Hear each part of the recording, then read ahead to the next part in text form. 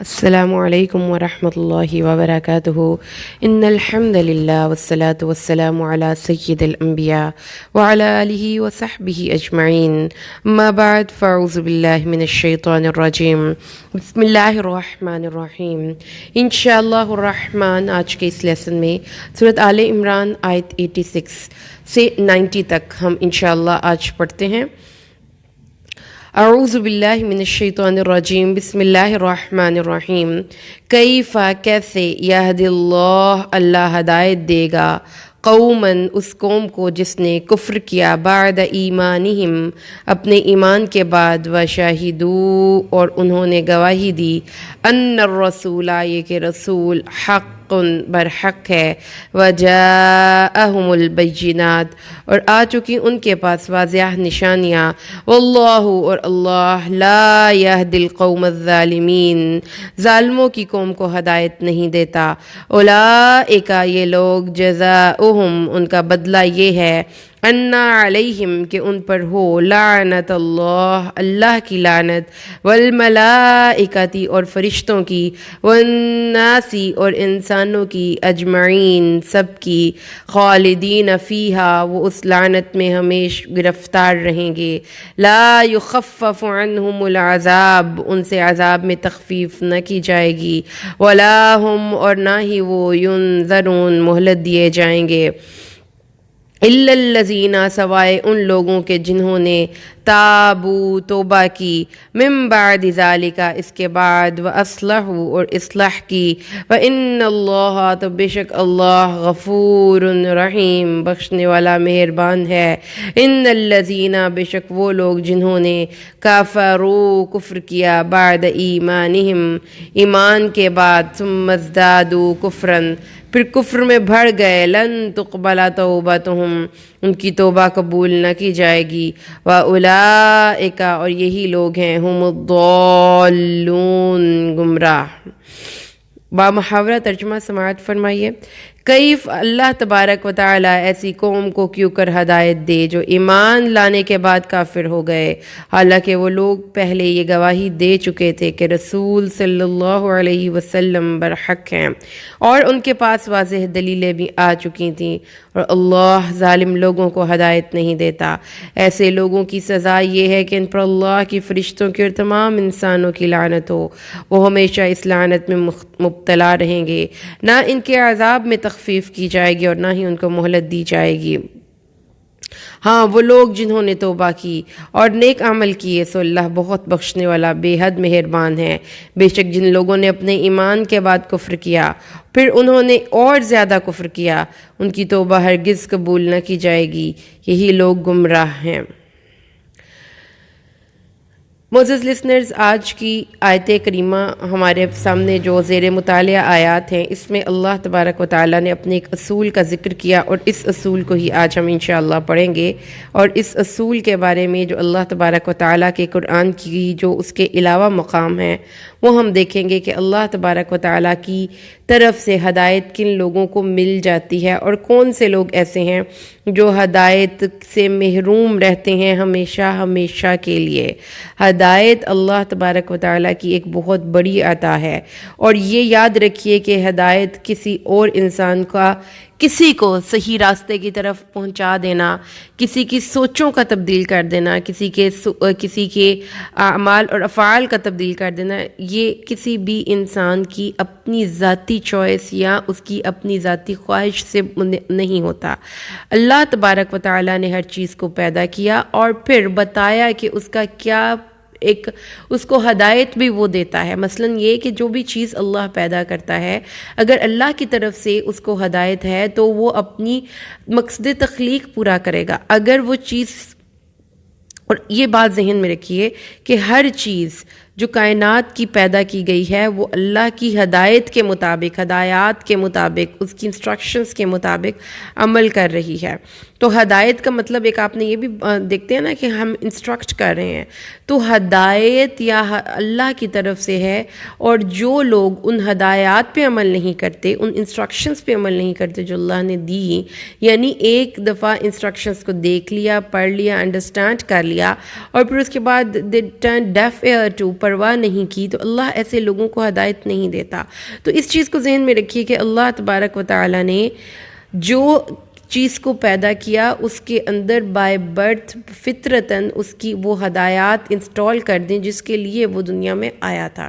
مثلا سورج کی کیا ایک پرپس ہے، اس کا کیا کام ہے، اس نے کیسے دنیا کو روشنی دینی ہے، اس کے اندر کیا پروسیجرز چلیں گے، سمندروں کے اندر مد و جزر ہوگا، مچھلیاں کیسے اپنی خوراک حاصل کریں گی، جو ایک دیکھیں ایک بکری کا بچہ پیدا ہوتا ہے تو وہ نیچرلی گھاس ہی کھاتا ہے، وہ کوئی اور چیز نہیں کھاتا۔ تو یہ ہدایات بائی برتھ اللہ کی طرف سے ہیں، اور اس چیز کو بھی سمجھ لیجئے کہ کائنات کی ایک ایک چیز جو بھی اس دنیا میں بنی ہے وہ اپنے مقصد تخلیق کو پہچانتی ہے اور ان ہدایات کے عین مطابق کام کرتی ہے جو اللہ نے اس کو دی ہیں، سوائے انسان کے جس کو یہ چوائس ملی کہ وہ اپنی مرضی سے کچھ اللہ کے احکامات کو مان لے، ان ہدایات پہ عمل کرے، یا اللہ تبارک و تعالیٰ کے احکامات پہ عمل نہ کرے۔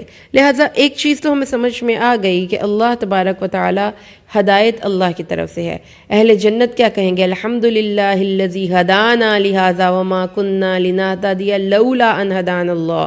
اہل جنت کہیں گے اللہ کا شکر جس نے ہمیں اس جنت کے گھر کی طرف رہنمائی کی، اور اگر وہ ایسا نہ کرتا تو یہاں تک تو ہم پہنچ ہی نہ سکتے۔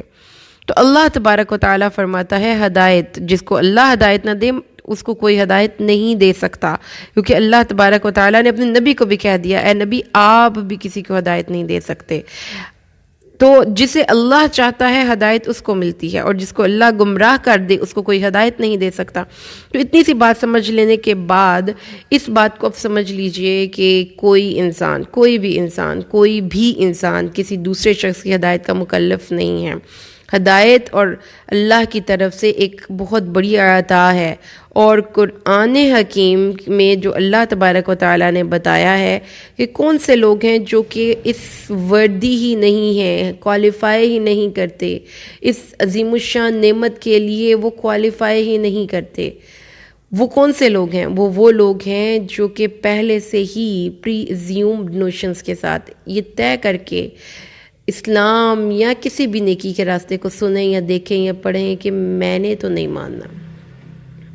جو ذہن میں یہ سوچ لے مجھے ماننا ہی نہیں، وہ شخص کبھی بھی ہدایت یافتہ نہیں ہو سکتا۔ اور پھر اللہ تعالیٰ نے فرمایا ظالم کو جو ظلم کی روش نہ چھوڑنا چاہے، جو دوسرے انسانوں کا حق مارتا ہے اور اس نے کبھی سوچا ہی نہیں کہ میں کچھ غلط کر رہا ہوں، ہدایت اس کو بھی نہیں ملتی۔ جو شخص ایمان لے آئے اور پھر اس کے بعد کافر ہو جائے، مرتد ہو جائے، شخص ہدایت کے دائرے سے نکل گیا۔ ہاں وہ خود سوچے گا، وہ اپنے دل میں اس کے اندر یہ خواہش پیدا ہو کہ یہ غلط کیا، میں صحیح راستے کی طرف جاؤں تو ہدایت ملتی ہے۔ تو اللہ تبارک و تعالیٰ نے یہ بات فرمائی کہ جو بھی دیکھیں کائنات کی باقی ساری چیزیں جو ہیں نا وہ ان کے اندر ان کو کسی وحی کی ضرورت نہیں پڑی، ان کو کسی ہدایت یا پیغامبر کی ضرورت نہیں پڑی ہدایت کے راستے پر چلنے کے لیے۔ اللہ تعالیٰ نے ان کے اندر بائی برتھ یہ چیز رکھی تھی، لیکن انسان کی ہدایات کے لیے ایک پراپر پورے کا پورا سسٹم مینٹین کیا گیا، اور اس سسٹم میں اللہ نے کتابیں نازل کی، انبیاء دنیا میں بھیجے اور فرشتوں کو انوالو کیا، یعنی کہ یہ ایک بہت امپورٹنٹ ایشو تھا۔ باقی ساری چیزیں اللہ تعالیٰ نے دنیا میں انسان کو دے دیں، کھانا کھا لو، کپڑے پہن لو، سو لو، جاگ لو، اپنی ضروریات پوری کرو، لیکن ہدایات آسمان سے آئیں۔ اب جو آج کی زیر مطالعہ آیات ہیں اللہ تعالیٰ نے بڑے سخت الفاظ کا استعمال کیا ہے یہاں پہ معزز لسنرز، کیونکہ ہمیں یہ چیز سمجھ لینی چاہیے کہ ہدایت ہماری اپنی چوائس نہیں، ہمارے ہاتھ میں صرف اختیار ہے۔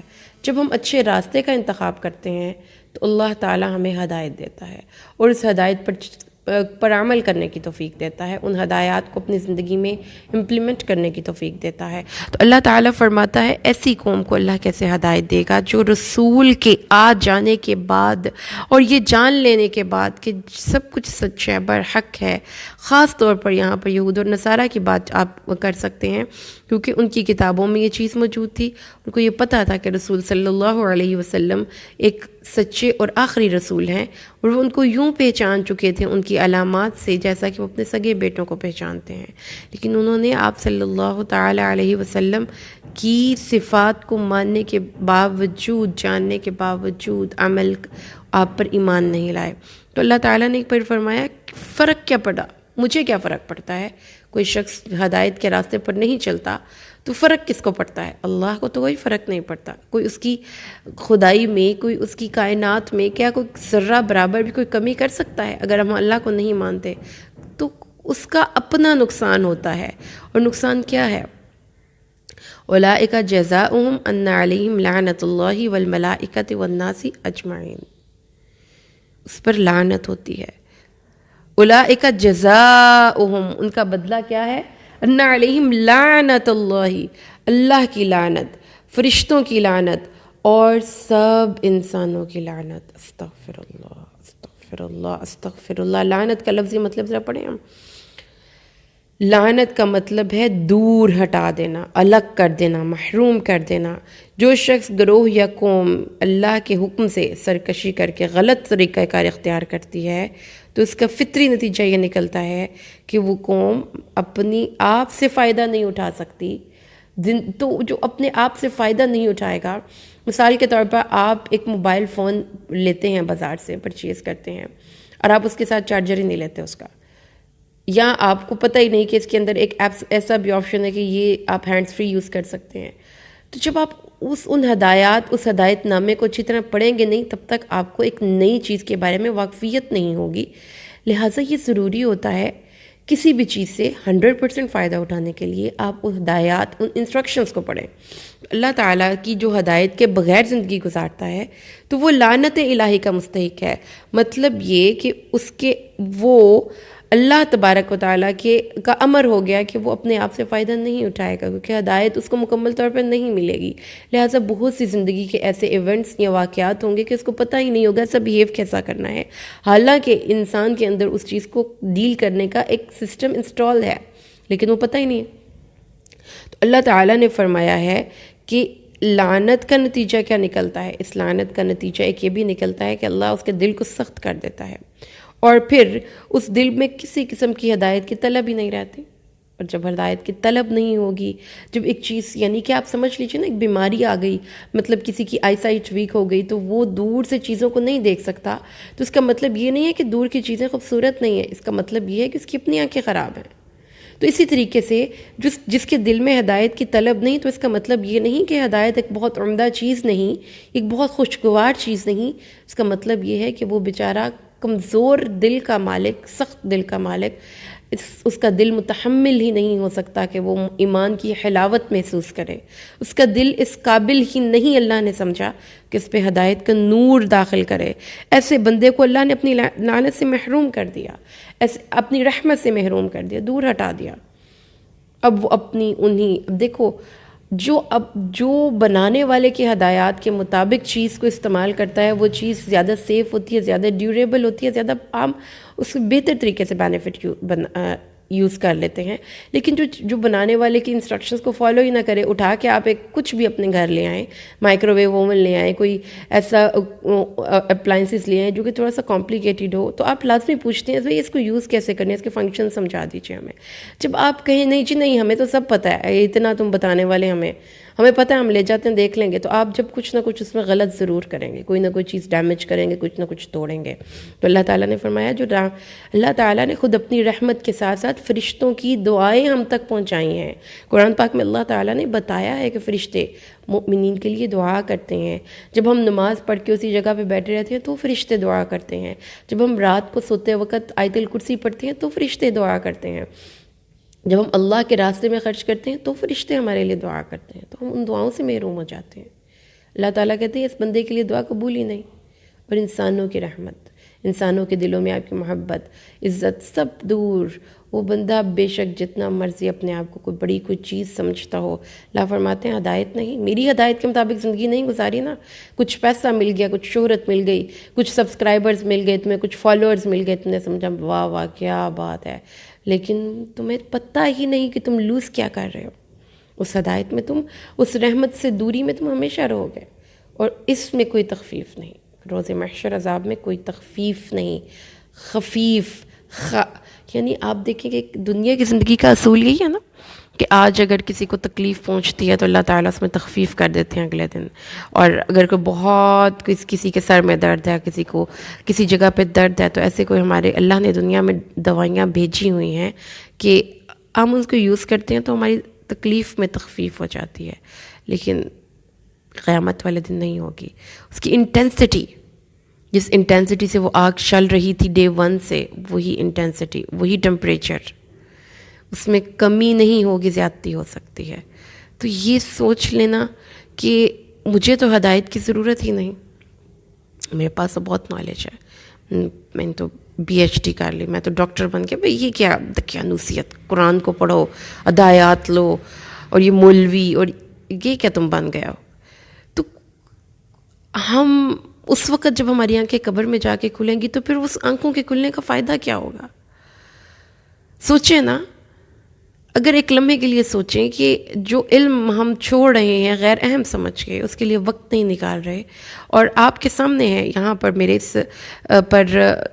اس گروپ میں ڈیلی بیس پہ کوئی نہ کوئی بندہ گروپ کو لیو کر رہا ہے. کیوں کر رہا ہے؟ کیا 10 منٹ، 15 منٹ، 20 منٹ نکالنا بھی مشکل ہے اپنی ہدایات، اس بک کو سمجھنے کے لیے جو بک آسمانوں سے ہمارے لیے اتری تھی. اللہ اس کتاب، اس اپنے کلام کا پہلا تعارف کتاب کی صورت میں کرواتا ہے. تو کیا دنیا میں کوئی ایسی کتاب ہے معزز میری پیاری بہنوں، مجھے سننے والے، کہ جس کو آپ سمجھے بغیر پڑھتے جا رہے ہوں؟ کوئی کتاب ایسی ہو جس کی زبان آپ کو نہ آتی اور آپ اس کتاب کو پڑھ رہے ہوں، اس کو آپ سمجھے بغیر پڑھ رہے ہوں؟ تو ایسا اس کتاب کے ساتھ کیوں ہے؟ کیونکہ ہم اللہ کی کتاب کو سمجھنے کے لیے اپنے ذہن کو، اپنی ذہنی صلاحیتوں کو استعمال کرنے کے لیے تیار نہیں. تو ہدایت تو ملے گی ہی اس کتاب سے، کیونکہ یہی ہمارے ساتھ مینول ہے. انسان کی مینول بک کتاب اللہ ہے، یہ ہدایات نامہ ہے جو کسی بھی مشین کے ساتھ ملتا ہے نا، ایسا ہمارے ساتھ ملا ہوا ہے. تو اللہ تعالیٰ فرماتا ہے ہدایات اللہ کی طرف سے جو پر عمل نہیں کرتا اس بندے کو ہدایت نہیں ملتی. طلب نہیں تو نہیں ملے گی. دل گندا ہے تو کیسے نور آئے گا ہدایت کا؟ بھائی ہم کسی گندے برتن میں کوئی دودھ نہیں ڈالتے، کوئی چاول کچھ نہیں ڈالتے، ہم پہلے برتن کو دھوتے ہیں. تو جس کا دل ہی نہ اللہ کی محبت کے جذبے سے سرشار ہو، جو دل کی زمین ایمان کا بیج وصول کرنے کے لیے ریڈی ہی نہ ہو، اس زمین میں کیسے اللہ رحمت اپنی کی بارش برسائے گا؟ اللہ تعالیٰ دلوں کو دیکھتا ہے. ہدایت کا ملنا یا نہ ملنا is directly proportional to our own demand. ہم جو مانگتے ہیں ملتا ہے، جو طلب کرتے ہیں ملتا ہے. ہم جتنی ہدایت طلب کرتے ہیں، ہم اس کے لیے اپنے آپ کو سنسیئر گراؤنڈز پہ اللہ کے سامنے پریزنٹ کرتے ہیں، تو یہ تو بہت پرسنل ایشو ہے. اتنی ہدایت مل جاتی ہے. جو بندہ، جس کا دل جتنا ہدایت کا طالب ہوگا اتنی ہی اس کو ہدایت ملے گی. وَيَهْدِي إِلَيْهِ مَن يُنِيبُ، اللہ کی طرف ہدایت کو، اللہ کی طرف جانے کا راستہ اسی کو ملتا ہے جو اللہ کی طرف رجوع کرے. اس لیے تو اللہ تعالیٰ نے سورۃ الفاتحہ، جو کہ 7 من المثانی ہے، جو قرآن پاک میں اللہ تعالیٰ نے اپنے عرش کے خزانے میں سے خاص طور پر ایک خزانہ نازل کیا، جس جیسی صورت نہ تورات میں ہے نہ انجیل میں ہے، جس جیسی صورت کسی پہلی آسمانی کتاب میں نہیں ہے، اور جو صورت لے کر اللہ تعالیٰ نے اپنے فرشتوں کو بھیجا تھا، جو صورت اللہ تبارک و تعالیٰ نے مسلمانوں کو کہا ہر نماز میں پڑھیں، اس سورہ میں ہم ایک ہی تو دعا مانگتے ہیں اللہ سے. ہم کوئی لمبی چوڑی دعائیں نہیں مانگتے کہ ہمیں صبر دے، ہمیں یقین دے، ہمیں ایمان دے. ہمیں اللہ سے ہم ایک ہی تو دعا مانگتے ہیں، اللہ ہدایت دے دے، نیکی کے راستے کی ہدایت دے دے، ان لوگوں کی طرف کے راستے کی ہدایت دے دے جو تجھ سے ملتے ہیں، جو تیرے انعام یافتہ لوگ ہیں، جو دنیا میں بھی تیرے انعام کے مستحق ہیں، اور جو روز محشر بھی تیرے انعام کے مستحق ہیں. تو اللہ تعالیٰ نے فرمایا ہے جو کافر ہیں ان کی توبہ قبول نہیں ہوتی. جنہوں نے ہدایات کو ہٹ درمی سے، ضد سے پھینک دیا اٹھا کر سائٹ پہ، تو اللہ تعالیٰ ایک بہت غیور رب ہے، وہ غیرت والا ہے، جو اس کی چیزوں کو امپورٹنس نہیں دیتا، قرآن کو، اس کے نبی کو، اس کے فرمان کو، تو پھر اللہ تعالیٰ یہ نہیں ہے کہ اس سے وہ ہدایت کی توفیق چھین لیتا ہے، اس کے اندر ایک ایسی سوچ ڈیولپ ہو جاتی ہے کہ وہ اپنے اس غلط روش کو ہی صحیح سمجھتا ہے، اور یہ بہت خطرناک ایک بیماری کی آپ سمجھ لیں کہ فارم ہے، کہ ایک بندہ شدید کسی غیر لا علاج مرض میں مبتلا ہو، کسی بندے کو ایک بڑا شدید خطرہ لاحق ہو اور وہ اس سے واقف ہی نہیں۔ تو یہ ایک پکار ہے، عمل کی پکار ہے میری پیاری بہنوں، قرآن کو سمجھ کے پڑھو، یہ کتاب ہدایت ہے، اس کا پیغام ہماری ذمہ داری ہے دنیا کے ایک ایک شخص تک پہنچانا، ہر بندے کو روک کے پکڑ کے بڑے بڑے مائک لگا کے بڑی بڑی جگہوں پر یہ بتانے کی ضرورت ہے کہ ایک بہت بڑا حادثہ رونما ہونے والا ہے، ہمارے ساتھ ایک بہت بڑا خطرہ ہے ہمارے سروں پر منڈلا رہا، اگر آج ہدایات پہ عمل نہ کیا تو کل قیامت کو اللہ کے سامنے جس عذاب میں ہم مبتلا ہوں گے اس کی تخفیف ہی کوئی نہیں، اس میں کمی ہی کوئی نہیں، اس میں ہمیشگی ہے۔ اللہ اکبر، اللہ سے دعا کیجئے اللہ ہمارے دلوں کو اپنے ساتھ جوڑے۔ اللہ تبارک و تعالیٰ نے فرمایا ہے جو بھی کافر ہیں ان کا ایمان قبول نہیں سوائے ان لوگوں کے جو توبہ کر لیں اور پھر اپنے عمل کی اصلاح کریں۔ تو بہرحال دروازے بند نہیں ہوئے، دروازے کھلے ہیں، اللہ نے کہا ہے توبہ کر لو، غلط کر رہے تھے اصلاح کر لو، یہ نہیں کہ خالی توبہ، اور توبہ بھی کس نے؟ آپ نے خود کرنی ہے، اور کس کی؟ یہ دیکھنا ہے کہ وہ کام کون سے میں غلط کرتی رہی جو اللہ کو نہیں پسند۔ تو اللہ سے دعا کیجئے، ہم سب دعا کرتے ہیں اللہ اس کتاب کو ہمارے لیے باعث برکت اور باعث ہدایت اور باعث روشنی بنا دے، نور بنا دے، اور اللہ ہمیں اپنے ہدایت یافتہ بندوں میں شامل فرما، آمین۔ بارک اللہ لی ولکم فی القرآن الحکیم ونفعنی وإیاکم بالآیات والذکر الحکیم۔ السلام علیکم اللہ وبرکاتہ۔